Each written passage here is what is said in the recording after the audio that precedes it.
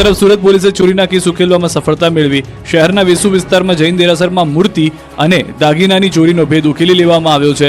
બે સગા ભાઈઓની પોલીસે ધરપકડ કરી છે। પોલીસે સરદાર માર્કેટથી રાજુ મીણા અને મહેન્દ્ર મીણાને દબોચી લઈ તેમની પાસેથી 58,000થી વધુનો મુદ્દામાલ કબજે કર્યો।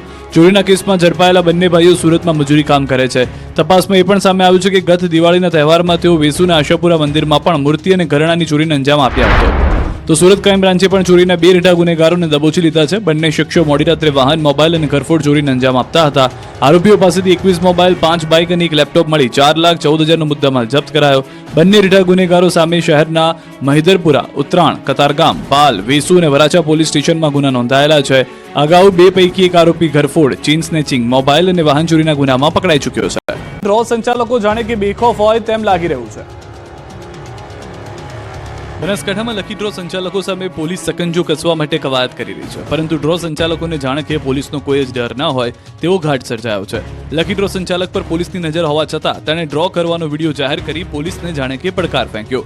અશોક માળી પર આરોપ છે કે ગૌશાળામાં નામે લકી ડ્રો યોજી લોકો સાથે ઠગાઈ કરવામાં આવે છે અને અત્યાર સુધીમાં અશોક માળી સામે 2 ફરિયાદો પણ નોંધાઈ ચૂકી છે, પરંતુ અશોક માળીને કાયદો કે પોલીસનો જરા પણ ડર ન હોય એમ ખુલ્લેઆમ ડ્રોની ટિકિટની વહેંચણી કરી રહ્યો છે।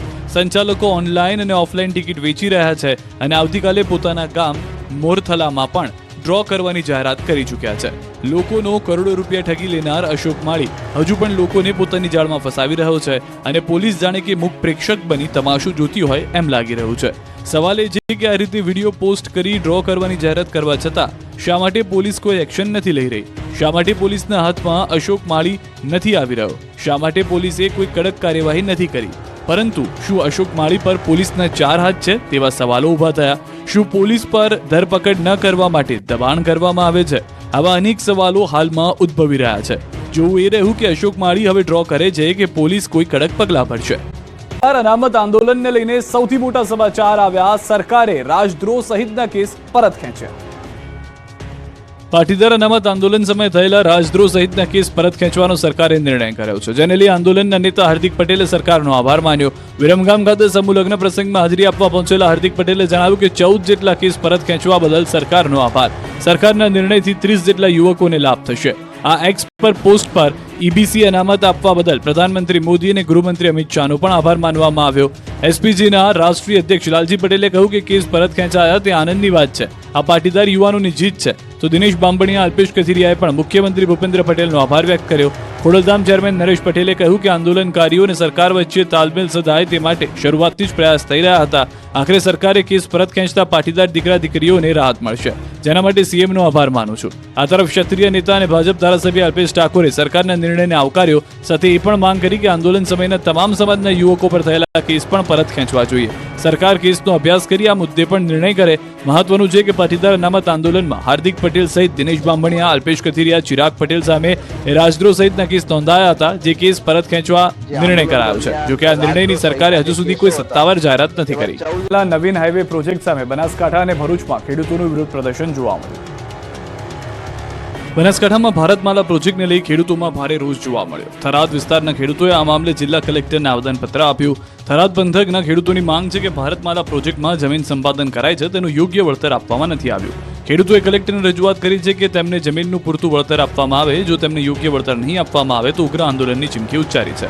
મુંબઈ અમદાવાદ એક્સપ્રેસ હાઈવે પર હવે ભરૂચથી અમદાવાદ સુધી જોડાઈ ગયો છે, પરંતુ સુરત બાજુ જોડાવા હજી પણ તેને વિરોધનો સામનો કરવાનો વારો આવ્યો છે। ભરૂચમાં મુંબઈ એક્સપ્રેસ વે હજી વિવાદમાં ચાલી રહ્યો છે। હજી સુધી સુરત બાજુ આ હાઈવેની સંપૂર્ણ કામગીરી પૂરી થઈ નથી। અંકલેશ્વર તાલુકાના અડોલ ગામ ખાતે ચાલી રહેલા એક્સપ્રેસ હાઈવેનું કામ ખેડૂતોએ અટકાવ્યું હતું। માટી પુરવઠાનું કામ ખેડૂતો દ્વારા અટકાવવામાં આવ્યું હતું। યોગ્ય વળતરના રૂપિયા બાબતે કામ અટકાવી વિરોધ નોંધાવાયો હતો। આ મામલે મામલતદાર સહિત પોલીસ ઘટના સ્થળે પહોંચ્યા હતા। સર્વે નંબર ખોટો લગતા વિવાદ સર્જાયો હોય એમ જણાઈ આવ્યું હતું। જીરુના ખેડૂતોને હાલ રાતા પાણી રોવાનો વારો આવ્યો છે। જીરુના ઓછા ભાવ મળતા ખેડૂતોની હાલત કફોડી બની છે। સુરેન્દ્રનગર જિલ્લામાં જીરુના ખેડૂતોની હાલત કફોડી બની છે। સુરેન્દ્રનગર જિલ્લામાં 71,000 હેક્ટરમાં જીરુનું વાવેતર કરવામાં આવ્યું હતું। હાલ જીરુનો પાક તૈયાર થવા આવ્યો છે, પણ જીરુના સારા ભાવ ન હોવાથી ખેડૂતોની હાલત કફોડી બની છે। ગત વર્ષે જીરુના ભાવ 8,000 સુધી બોલાયા હતા, પરંતુ આ વર્ષે જીરુના 4,000 સુધી ભાવ બોલાઈ રહ્યા છે। ચોમાસુ પાક નિષ્ફળ જતા અહીંના ખેડૂતો અંદાજિત 2 લાખ હેક્ટરમાં શિયાળુ પાકનું વાવેતર કરી ચૂક્યા હતા. તેમાં સૌથી વધારે જીરું પાકનું વાવેતર કરવામાં આવ્યું. ખેડૂતોને આશા હતી કે આ વખતે જીરું સહિત અન્ય પાકના સારા ભાવ મળશે, પરંતુ ખેડૂતોની આશા પર પાણી ફરી વળ્યું છે. ખેડૂતોએ મોંઘા ભાવના બિયારણ અને દવાનો છંટકાવ કરી જીરુનો પાક તૈયાર કર્યો હતો. ખેડૂતોએ તનતોડ મહેનત કરી સારા પ્રમાણમાં જીરું ઉત્પાદન પણ કર્યું. ખેડૂતોનો પાક બજારમાં પહોંચે તે પહેલા જ ભાવમાં કડાકો આવતા ખેડૂતોની આશા ઠગારી નીવડી. ખેડૂતોને મોટો આર્થિક ફટકો પડવાની ભીતિ સેવાઈ રહી છે. ખેડૂતોનું કહેવું છે કે એક તરફ સરકાર ખેડૂતોની આવક બમણી કરવાની વાતો કરે છે અને બીજી તરફ જીરુના ભાવમાં તોતિંગ ઘટાડો થઈ રહ્યો છે, જેના કારણે ખેડૂતો પર આર્થિક ભારણ વધી રહ્યું છે. તેમનું કહેવું છે કે ખેડૂતોને પોષણક્ષમ ભાવ નહીં મળે તો તેમને ખેતી છોડી અન્ય ધંધા રોજગાર તરફ મીટ માંડવી પડશે. મોરબીમાં લોકો કહી રહ્યા છે કે આખરે ગંદકીની સમસ્યાથી ક્યારે રાહત મળશે. મોરબીના લાથી પ્લોટમાં ભૂગર્ભ ગટર, તારા વહેતા પાણી જેવા ઘાટ સર્જાયા છે. લાથી પ્લોટ વિસ્તારમાં વર્ષોથી ગટરના પાણીની સમસ્યાથી સ્થાનિકો પરેશાન થઈ રહ્યા છે, જેના કારણે વિસ્તારમાં ગંદકીનું સામ્રાજ્ય ફેલાયેલું છે. મચ્છરોના ઉપદ્રવથી રોગચાળો ફેલાઈ રહ્યો છે. વર્ષો જૂની સમસ્યાના કાયમી નિરાકરણ માટે સ્થાનિકો અને તંત્રને ગુહાર લગાવી રહ્યા છે. મોરબી મહાનગરપાલિકા બન્યા બાદ પણ સ્વચ્છતા પ્રત્યે બેદરકારી યથાવત છે. લાથી પ્લોટના મેઇન રોડ ઉપર ભૂગર્ભ ગટરના દુર્ગંધયુક્ત પાણી સતત વહેતા હોય સ્થાનિક દુકાનદારો અને નાગરિકોને ભારે મુશ્કેલી ભોગવવી પડી રહી છે. પાણીના ભરાવાને કારણે બાઇક ચાલકો પણ આ પાણીમાં સ્લીપ થતા હોય છે અને ચાશવારે અકસ્માતનો ભોગ બનતા હોય છે. અનેકો વખત રજૂઆત બાદ પણ તંત્ર નિષ્ક્રિય રહેતા મચ્છરજન્ય રોગચાળો ફેલાઈ રહ્યો છે. મંગલમ હોસ્પિટલના ડોક્ટર દીપક અગ્રાએ પણ ચેતવણી આપી છે કે ટાઇફોઇડ, ડેન્ગ્યુ અને ચિકનગુનિયાનો ખતરો વધી રહ્યો છે. સ્થાનિકોએ તાત્કાલિક નિરાકરણ લાવવાની માંગ સાથે મનપા કમિશનરને રજૂઆત કરી છે. મોરબીના તંત્રના કાને ક્યારે સ્થાનિકોનો અવાજ પહોંચશે, ક્યારે સ્થાનિકોને આ સમસ્યાથી રાહત મળશે, તે પણ એક સવાલ છે. રાજકોટના નાકરવાડી ડમ્પિંગ સાઇટને લઈ નેશનલ ગ્રીન ટ્રિબ્યુનલે 22.5 કરોડનો દંડ ફટકારવામાં આવી શકે છે. રાજકોટથી 20 કિલોમીટર દૂર નાકરાવાડી ડમ્પિંગ સાઇટ ખાતે વર્ષોથી કચરાના ઢગલા ખડકાયેલા છે, જેના માટે રાજકોટ મહાનગરપાલિકા દ્વારા એબેલોન ક્લીન એનર્જીને 2020માં કામ અપાયું હતું. આમ છતાં કચરાનો નિયત સમય મર્યાદામાં નિકાલ ન થતા ગુજરાત પ્રદૂષણ નિયંત્રણ બોર્ડ દ્વારા નેશનલ ગ્રીન ટ્રિબ્યુનલને સ્થળ પર લેગેસી વેસ્ટ પડ્યો હોવાની જાણ કરવામાં આવી. ત્યારે ઢગલા અંગે એડવોકેટ શૈલેન્દ્રસિંહ જાડેજા દ્વારા એનજીટીની વેસ્ટર્ન બેન્ચ સમક્ષ અરજી કરવામાં આવી અને તેની હાલ સુનાવણી ચાલી રહી છે.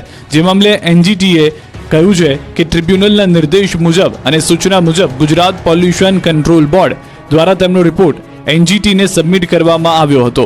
તેમાં જીપીસીબીના વકીલે રજૂઆત કરી કે નાકરાવાડીમાં 24 લાખ ટન કચરો એકઠો થયો અને મહાનગરપાલિકાએ 6 તબક્કામાં તેના નિકાલની બાંહેધરી આપી, જેથી હવે નેશનલ ગ્રીન ટ્રિબ્યુનલે ₹22.5 કરોડનો દંડ ફટકારવામાં આવે તેવી શક્યતાઓ દર્શાવી છે.